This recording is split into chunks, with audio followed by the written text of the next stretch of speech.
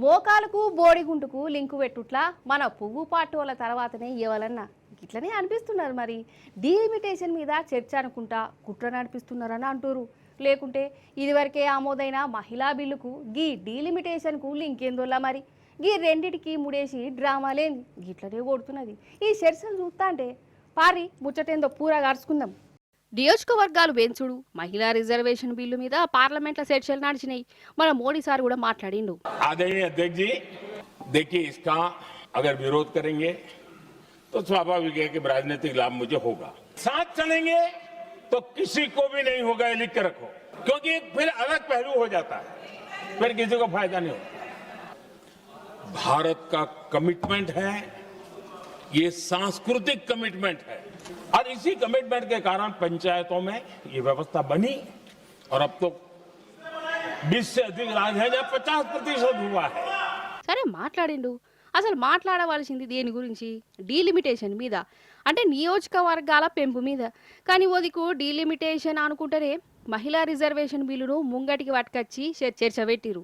అసలు మహిళా బిల్లులు ఎన్నడో ఆమోదైపోయినాయి, అన్ని పార్టీలు సరే చెప్పినాయి. మరి ఎన్నడో అర్థమైపోయిన బిల్లును ఇప్పుడు ముంగడికి పట్టుకొచ్చి దానికి డీలిమిటేషన్ కు లింకు కలుపుడు ఏదైతే ఉన్నదో ఇది సెంట్రల్ సర్కారోళ్ళు అతి తెలివితనమని అంటురోళ్ళ కుట్రబుద్దట.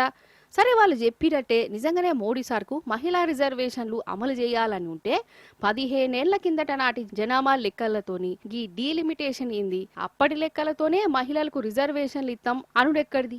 15 ఏళ్లకి ఇప్పటికి మన ఆడోళ్ళ జనాభా పెరగలేదా? అంటే రిజర్వేషన్లు అనుకుంటేనే మనల్ని మళ్ళా మోసం చేసుడు కాదా? ఇవన్నీ కాదు, మళ్ళా ఎలక్షన్లు 2029లో ఉన్నాయి. మరి వచ్చే ఏడాదన్నా జనాభా లెక్కలు కులాలు లెక్కలు కట్టి ఎవలేంది ఎవలెంతమంది ఎవరికి ఎంత వాటా కావాలనో కొత్త లెక్కల ప్రకారం తెలిసి 2029లో అమలు చేయవచ్చు కదా. మరి గట్లెందుకు చేస్తలేరు? అంటే కొత్త జనాభా లెక్కలంటే కులాలతోని కలిపి లెక్కలు చెప్పవత్తదని భయం. కులాల లెక్కలు తేలితే మత రాజకీయం చేసుడు కుదరదని ఉపాయం.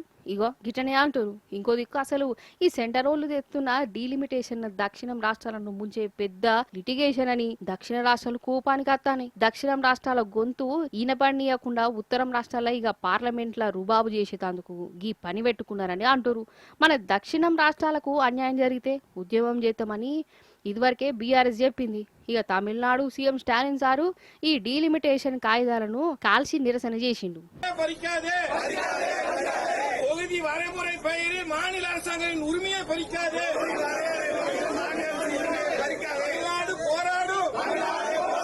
தமிழ்நாடு வெல்லும்.